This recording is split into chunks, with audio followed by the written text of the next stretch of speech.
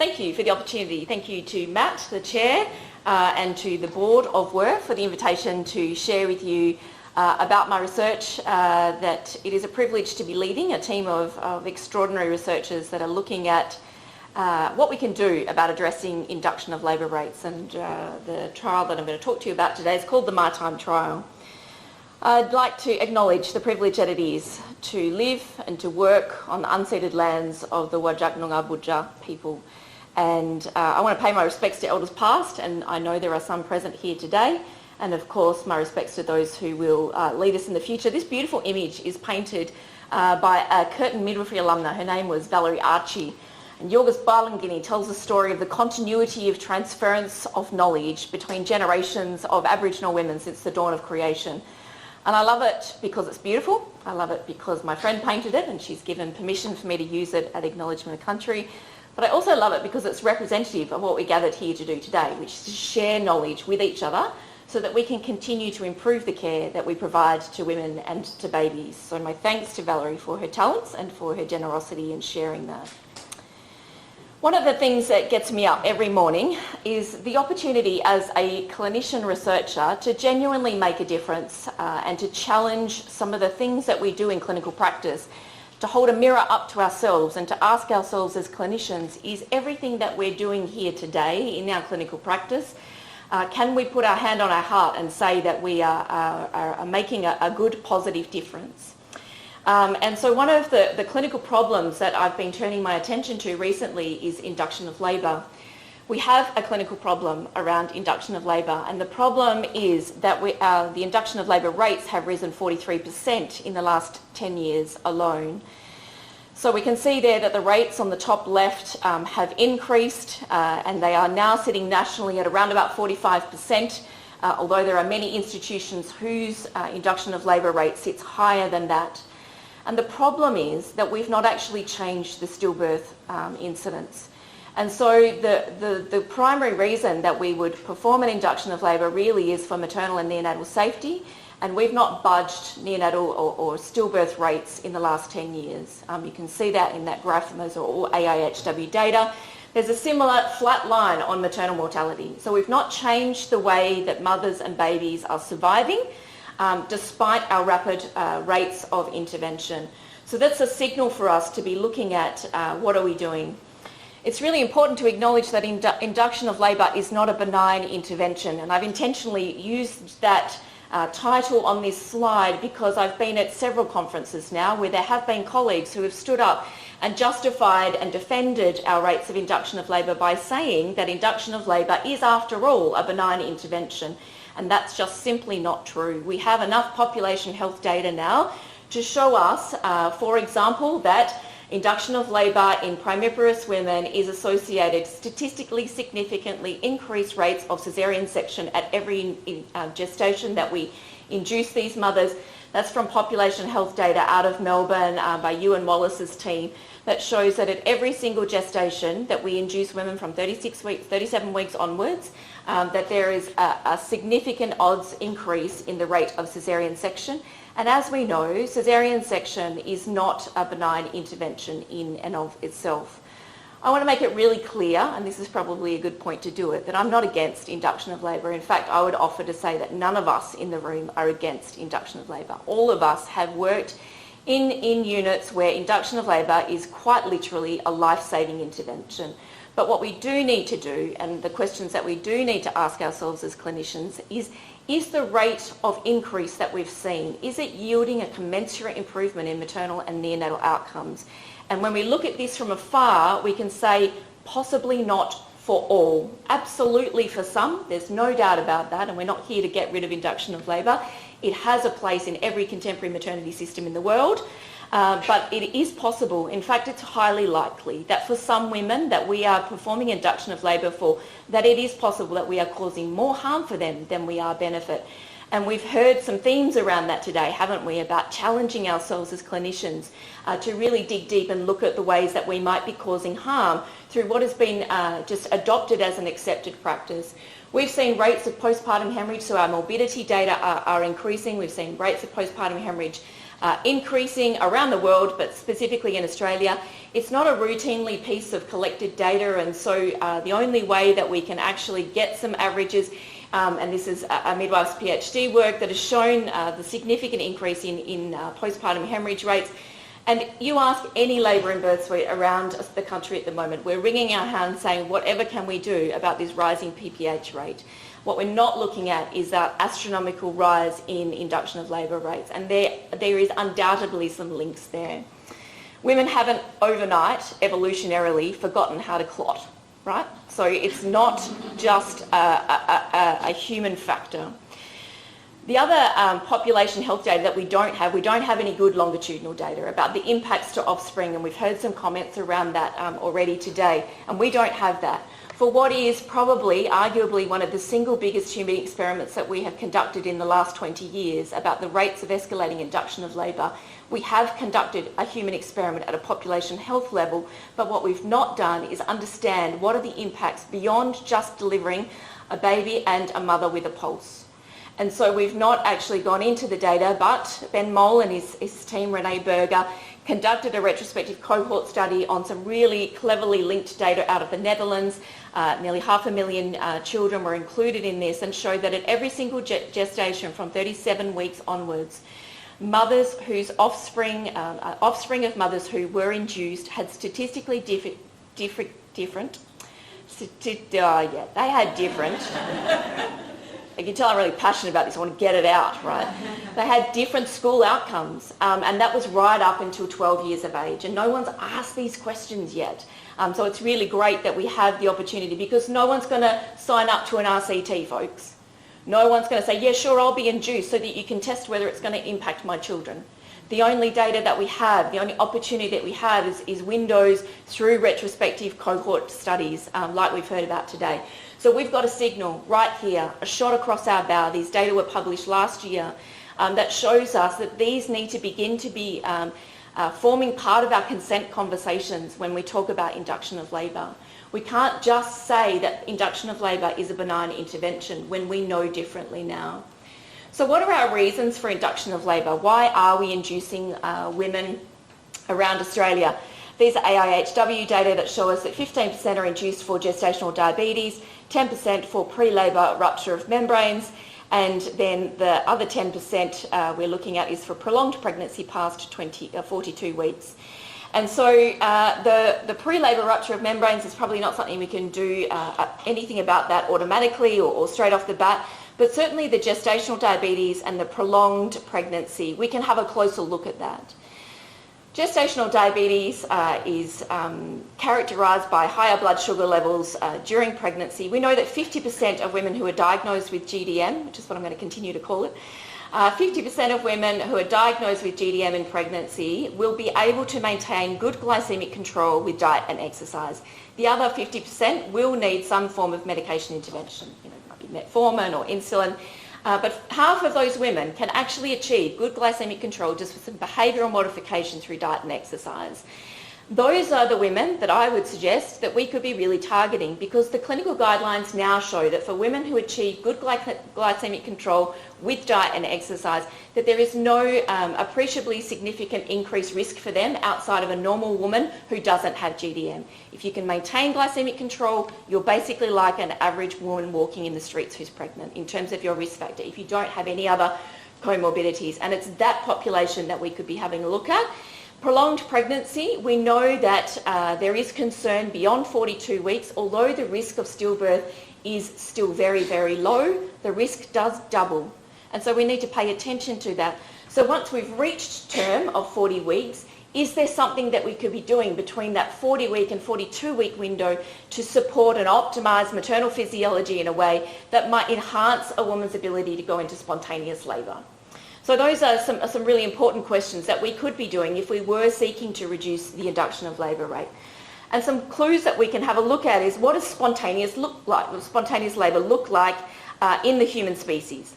We know that 72% of women who go into spontaneous labour do so in the nighttime hours. And you just ask any manager of any labour and birth suite who's trying to staff a unit without the predictable nature of labour and birth. And for those of us who have done night duty on labour and birth suite will know that it's common for spontaneous labour to occur at night. We also then look at other mammals. How do they labour? And any of you who've had a cat or a dog as a pet, who've had offspring, will know that when they're about to go into labour, what do? They hide themselves away. They often labour at night time too. And they'll often secrete themselves away and if you come near them. They want to feel private and safe and unobserved. These are not woo-woo, hippie, mung bean, midwife things, folks. These are actual physiology. It's hormonal physiology, and the hormones that drive labour is oxytocin. And so we know that one of the precursors or one of the hormones that actually potentiates oxytocin is melatonin. And so the answer to that question, what role could melatonin play, is something that we're really interested in. We know melatonin is a hormone released from the pineal gland in the brain under the influence of circadian rhythms, where your brain registers that it's dark time, it will then synthesize and then release melatonin. This is a very, very sensitive mechanism. And it is very, very sensitive to high levels of light. The middle graph in the middle shows you some studies that are done out of Turkey, where they looked at melatonin levels of women on the left who were at term and women on the right who were post-term. And those who went into spontaneous labour at both time points had higher levels than the women who did not go into spontaneous labour. And so melatonin levels are consequential to spontaneous labour. Then we also have studies done out of the US, and actually this whole trial came to me one night. I was writing a lecture on the hormonal physiology of labour and birth, and I knew about the role of melatonin, but I went and did some digging, and I found some benchtop work by this guy James Olchese, who partnered with Raman, and they've come up with this work here that shows, in a nutshell, because it is small, I do apologise, but it does show you that long wave light, which is associated with melatonin production and synthesis, potentiates melatonin release, and then the graph underneath that shows that it's associated with higher uterine contractility. And the opposite is true, that shortwave light that we are undeniably exposed to at greater rates than ever before in history, that is associated with lower levels of endogenous melatonin and no uterine contractility. So the links are fairly clear. So then we thought, well, we need to ask women, what do they want? Do they care about induction? Do they care about melatonin? What do they know about it? And so we did a postnatal survey of women that were admitted at our hospital, and we asked 172 women, have you heard of melatonin before? Have you taken it before? Have you taken it in pregnancy? We thought, oh, that's the true test. Have women actually taken melatonin? Because it's not approved for use in pregnancy in Australia. Have they actually taken melatonin? And they had. They had. 15% of our population had already accessed melatonin. And I think that the kicker that got us over the line with the grant success that we ended up having was actually this quote from a woman that said, I know what melatonin is. It helps with oxytocin and bringing on labour. So folks, women are showing us and voting with their feet that I want to avoid induction of labour at all costs, which is what the woman in the middle said. I would love to have to participate in this study, anything to avoid an induction of labour.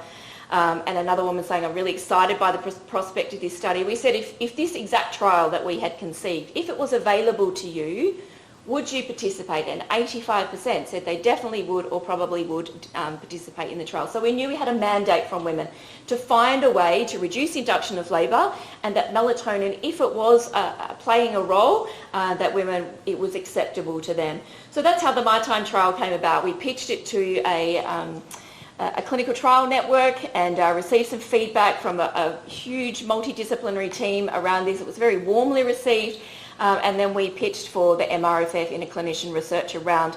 We were thrilled to be successful and have conceived the MyTIME trial, which stands for Melatonin in First-Time Mothers to Reduce Induction of Labour.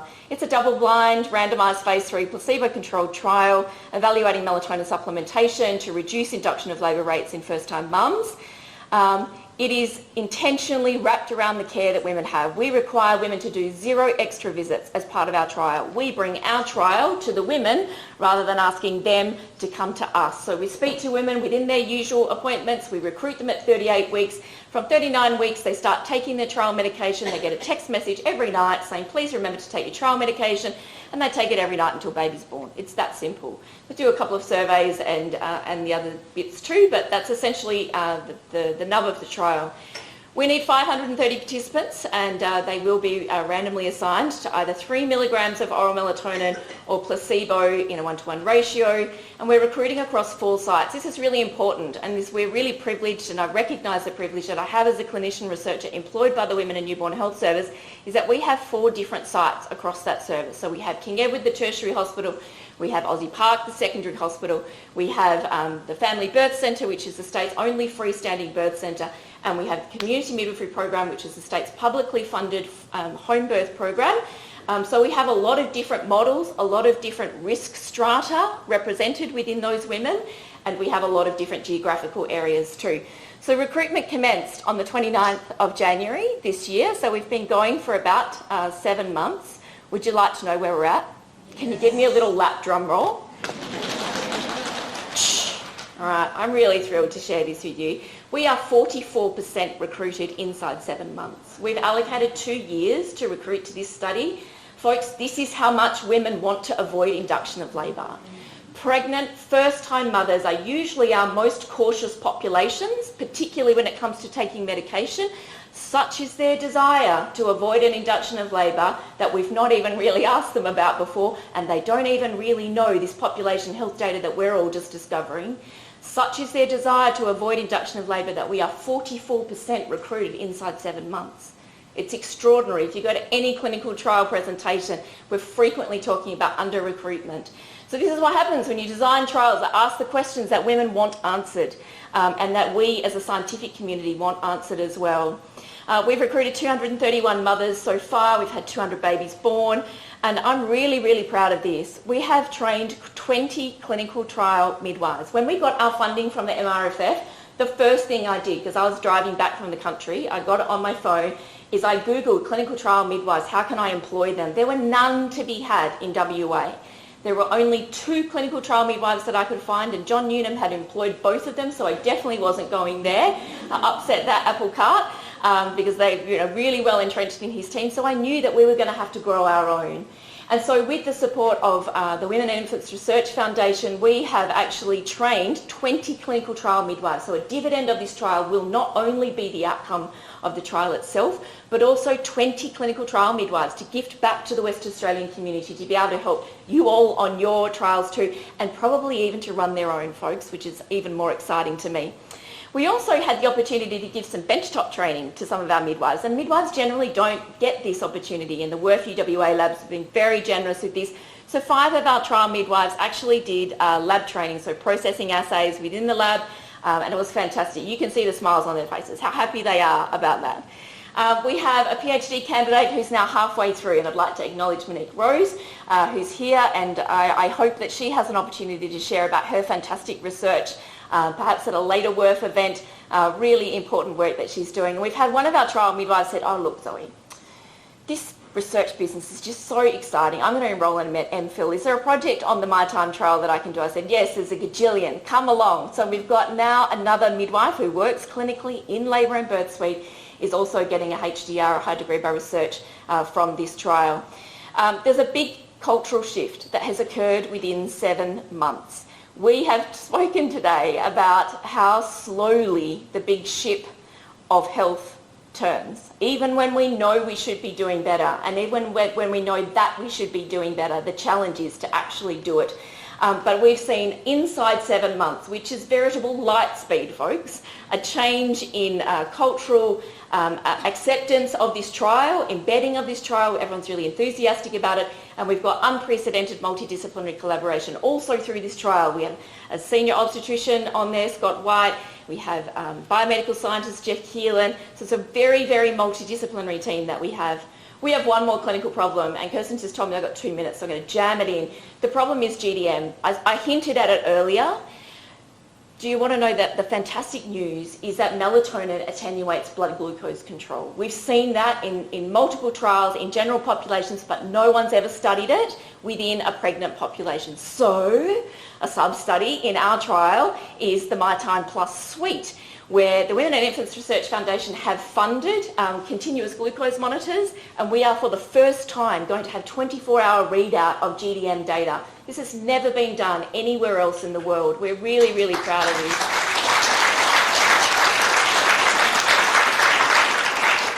Thank you, and also just want to acknowledge the support of the Stan Perrin Foundation. Without their support for this next arm of our study, we would not be able to do this work. So I hope you all feel proud of your investment and the dividends that will come, not just for the population in Western Australia, but for the whole world, because of this trial that's run out of our little corner of WA. So thank you very much.